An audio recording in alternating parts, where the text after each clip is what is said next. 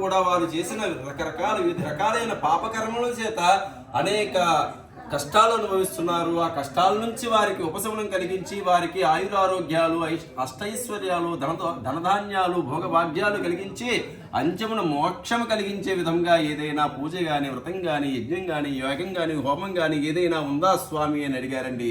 దానికి నారాయణ వారు సంతోషించి ఈ విధంగా చెప్పారు. నారదా, కలియుగమున మనకు శీఘ్రముగా మనకి ప్రతిఫలం లభించే వ్రతం ఒకటి కలదు. అది రమా సమేత సత్యనారాయణ స్వామి వ్రతము. ఈ వ్రతం ఎవరైతే భక్తి శ్రద్ధలతో చేస్తారో వారికి వారు కోరుకున్న కోరిక సత్వరమే నెరవేరుతుంది అని చెప్పారండి.